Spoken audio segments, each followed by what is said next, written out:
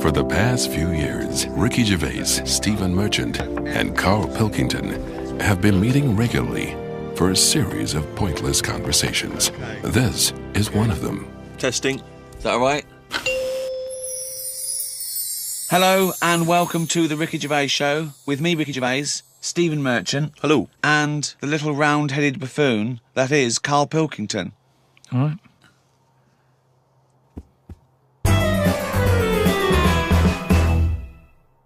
What's been going on? I've been to hospital. I was rushed to hospital, like emergency and that. Had a tube put up my knob. You had a tube put up your knob? Yeah. What's the story? Kidney stones. Ooh. So, shouldn't really be here, to be honest, doing this. He said rest and that. Climbing them stairs on the way in. To be quite honest, it doesn't look like you're expending a lot of energy at the moment. It's like at Zookeeper going, oh, that sloth move today. Calm down. Yeah, but I had to get here. It's been raining. Yeah. I had to come up the stairs. I had to carry the computer. Yeah. Well, that's not entirely true because your girlfriend was carrying it. I saw her outside. Yeah, but I'm just saying. And then you handed it to me and said, "Steve, carry this." Almighty. So yeah, I know. that's already a lie. Christ almighty. Whinging. Not whinging. I'm in show business. I know loads of people that wake up every day with a sore knob, feeling like they've had their kidneys probed, and they would say they were unconscious. So they don't whinge about it. They get straight back onto it. They, a lot of them on TV now. Yeah, straight back to hosting game shows.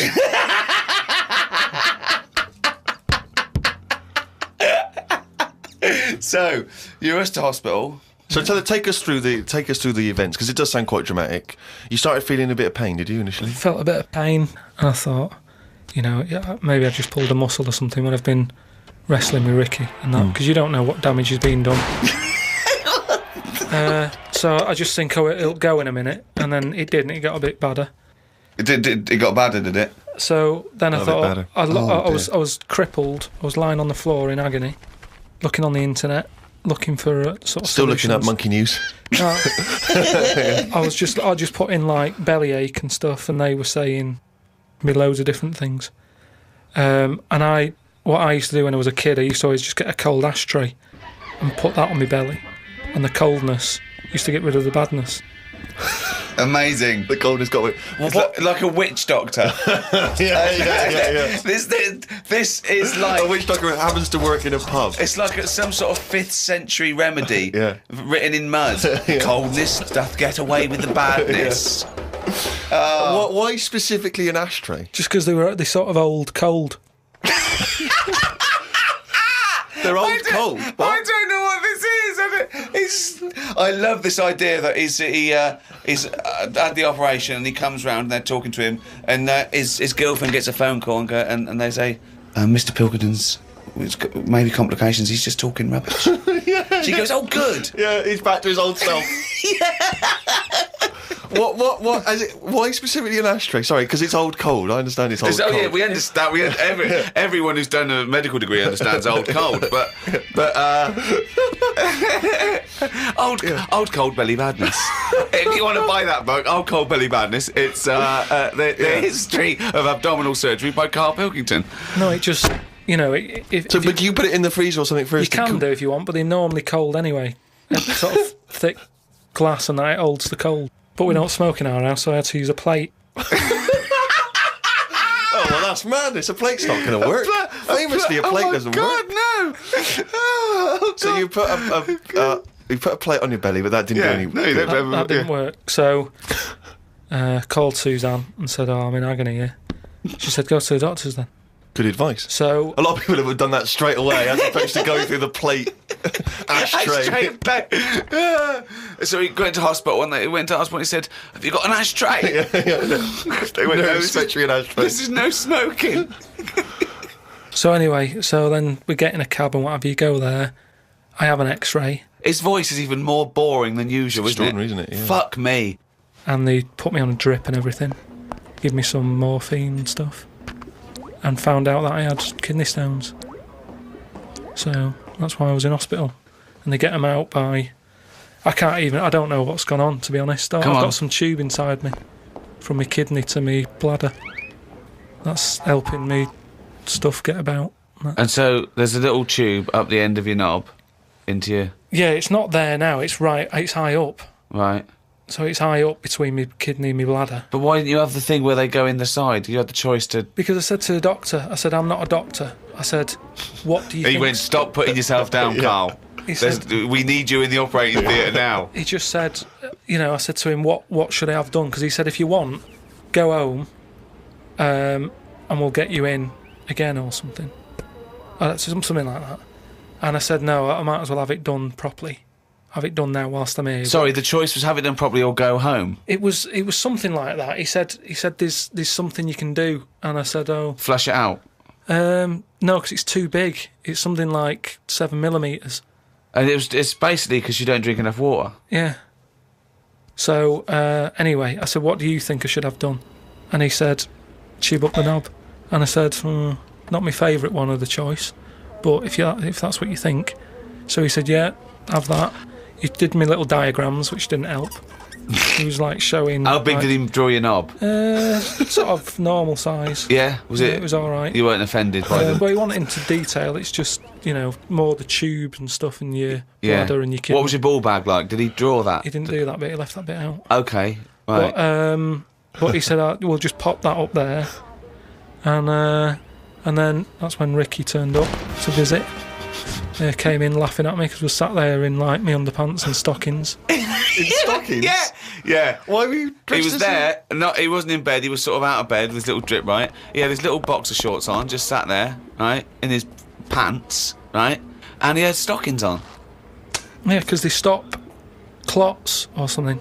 They put them on your legs. It's like, when people have got big veins and they go on a plane. Right. Yeah. You said you're not a doctor. No, but I've seen it because Suzanne's mum did it, and she put them on ridiculously early, like 3 days before we were going away, and she'd never been away before, and everything was like over the top. Do you know what I mean? She's like, I best put them on. And so I put them on, and they I don't know what it is. It's something when you're under, your blood doesn't move about the same, right, and it can clot up in your leg. So you wear these tight tights. And I came in to cheer him up, didn't I? Yeah. Was that a nice cheery experience, him coming in? I had a headache at the time. I think I was a bit stressed out. Well, he's just a man you want at that point. Yeah. Well, it's weird how it suddenly all happened quick. And I woke up and there was an Irish woman over me going, are you all right? You all right? And I said, oh, it's stinging a bit. She said, I'll give you some more morphine. And I sort of put my head up to have a look at my tackle because I wanted to see... if it was still there? What was attached to it. Do you know what I mean? Because they said something about they might leave some string hanging out of it so they can pull the tube out. It makes you talk. So, I had a look for that. Couldn't see any of that. Yeah. But as she put the morphine in, all the muscles in your body go funny. My head just collapsed. But I'm in agony now, and... Are you in agony right now as we speak? Yeah, certain. But it does make you think now, do you know what I mean? Like, life and everything. I mean, it's weird how it's all happened in the last month, from seeing that bee sort of die. No. Well, not really. No. This is not a near-death experience. It is You had a routine operation to remove kidney stones because you don't drink enough water. No, I know, but... This is not a shark attack. Yeah, but it's all life-threatening, otherwise you wouldn't have to fill out forms, would you, saying, if everything goes wrong, Suzanne can have the house or whatever. They keep taking your heartbeats and stuff, and your blood pressure. I don't like knowing about that, I just leave it. It's happening. Don't be messing with it, stop measuring it. Stop measuring it! No, do you know what I mean? That's the same with a knob. It's that thing of like, they put that thing That's what on. the anaesthetist was doing when you were under, wasn't it? Yeah. He was comparing the diagram to the actual thing. Oh, God.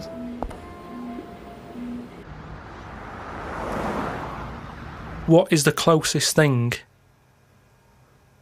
sort of living that's nothing? I don't know what you mean. What? What's like the closest, like, do you know at some point something's gone from nothing to something, hasn't it?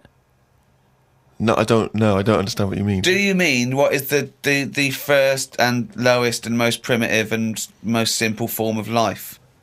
No, He's right here in this room, Rick. say like when you look at a stick insect, Right. you go, right, there's a slight crossover there from a stick to a living thing. No, it's not.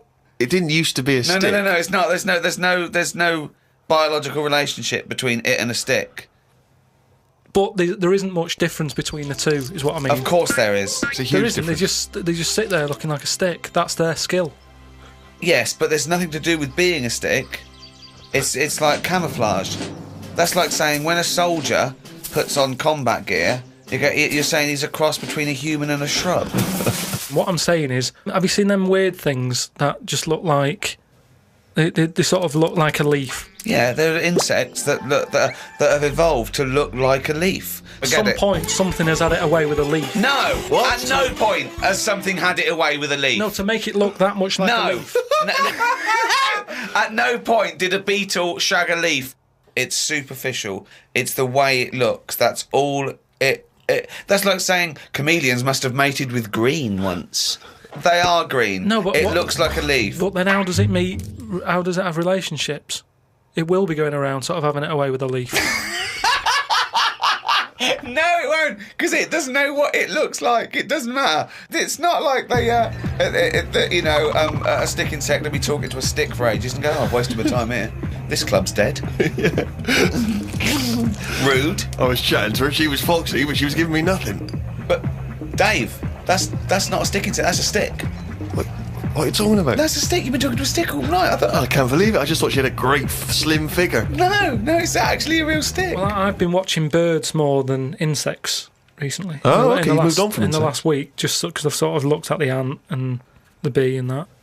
And what I've found with pigeons is they've got wings, yet they walk a lot. I'd love that to be a thesis where he got like a £500,000 grant from a university, and I said, "Well, Pilkington seems to. He's done ants and he's done bees. He's followed ants. Apparently, they're not doing anything. Some of them are lazy. We are granting him another £500,000. He's been working on it for a year. Please welcome Karl Pilkington." Karl, what have you found? Well, even though pigeons have wings, they walk a lot.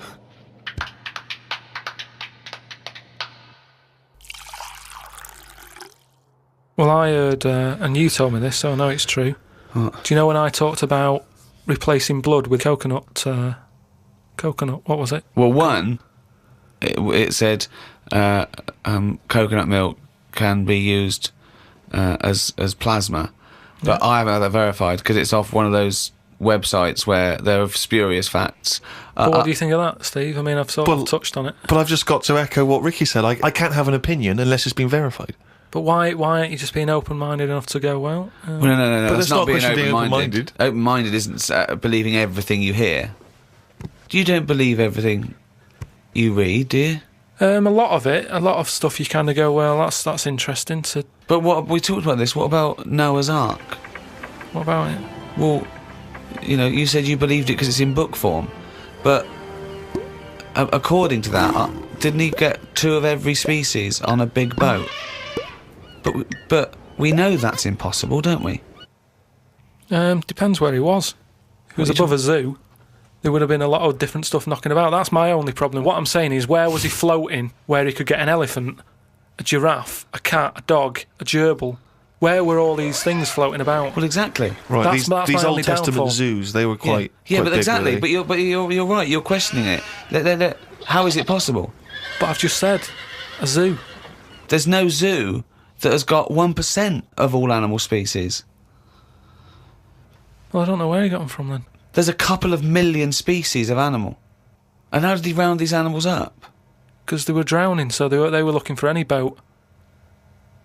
So they were actively seeking out an ark. Well, they would have just been looking for anything to get hold of. Yeah, and where did he keep them all? How did he keep them all separate? How did he... At that point... Oh, no, the lions ate the otter. No, because at that point, it's that thing, innit, of how you all pull together in a Don't bad situation. Talk shit. You all chip in, they're all like, oh, God, let's be nice to our neighbours. Right. So there's spiders talking to flies and... Well, they would have just gone elsewhere, wouldn't they? They would What do you have been mean? on another bit of the boat. The spiders don't have to knock about the lions just because they're all in it together. They get their own little area, don't they?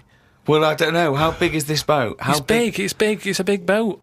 How long, what was the warning he got from God to make it? I don't know. It's a couple of weeks. Yeah. 2 of every species, Karl. How big would this boat have to be? Yeah, it's big. You can't just keep saying it's big. Because I know in your mind, you're imagining this ark, there's a boat with Noah up the front with his wife, 2 giraffes behind him, their necks there, 2 elephants, and it just and it's just like elephant, giraffe, hippo, dog, cat, weasel, couple of frogs, and a spider talking to a fly going, let's get on. But when we're off here, you're dead. But what would you have done then? Are you saying that you wouldn't get on there because it's too noisy? It's not a question of what it didn't you've happen. done. It didn't happen. To be honest, I'm not bothered. And they got through it, didn't they? They got through it. They're here now. We're not short of them. If anything, like I said, he didn't do us a favour because he saved too much. You can't move out there for stuff.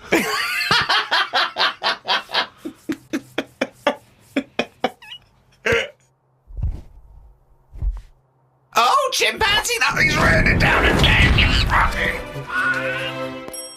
That's the jingle for excerpts from Karl's diary. This is all legitimate stuff. Ricky and I have had no input in this. This is the first time we get to read it. Went and did some shopping for stuff as it was my turn. Suzanne moaned a bit because I forgot orange juice and bought some cheap toilet paper. She always buys the expensive toilet paper. I don't know why they make toilet paper with pretty patterns on it. That made it into the diary. Up and out at 9 o'clock to go to the Cotswolds. Now, I think this was a gift for your girlfriend, wasn't it? For her birthday. It was you a went to the birthday and Cotswolds, so I just went for one night. Got the car and headed off. We found the B&B, but they wouldn't let us in the room because we were early. We went for a walk. There was not much around the B&B, so we had a quick walk around the car park and went back in. Happy birthday. The room was now ready. It's an alright room. 3 biscuits, so I ate them straight away. Like a child. Like a dog. He runs in, jumps on the bed. No. Get off the bed, not on the furniture. The room overlooked the car park that we'd already been round. You're staring at that window. Remember when we went there? We'll always have the car park. Yeah. Oh, God. The room had posh coat hangers in the wardrobe with sponge on them. So I ate the sponge. Don't think they are needed. We went and booked a table for Sunday dinner. I had beef. It was nice enough, but there was a family of 13 behind us. I don't see the point in going out in large numbers. They annoyed me. One of the family asked for sorbet before his next course. He was only about 11. He thought he was it. I said to Suzanne, I've had enough and needed a kip. Watched Planet Earth on BBC One. They filmed a panda for 4 weeks and all it did was sit in its cave. It did nout. If I was Fiat, I wouldn't name one of my cars after them as it suggests it won't work or go very far. It'd be like bringing out a Ford Sloth. No one would buy it.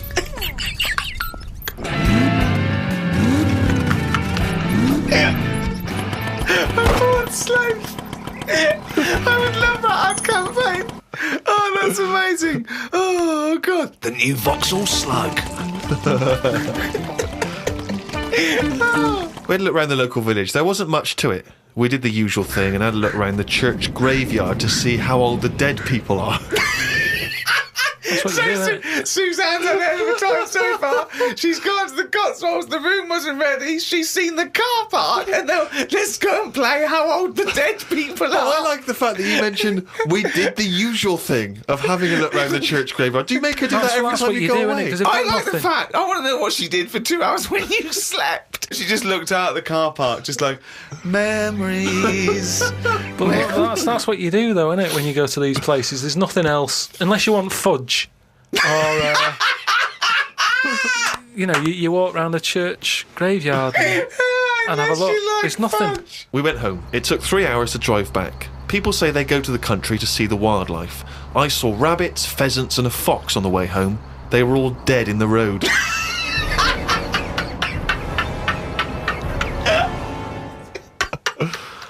I was just intrigued to know, because Rob from Burton-on-Trent has sent this in, and he wants to know that, because he's just started seeing someone, and he wants to know what your advice, Karl, is on how to keep her happy. So what's your advice really for someone who's perhaps just started a relationship? I mean, you've been with Suzanne for what, 9 years? Ages. I think you should just do what you want, and then if they like it, then they're the right ones for you. So don't go out of your way too much. I mean, I got the posh badge for a birthday. That's once a year.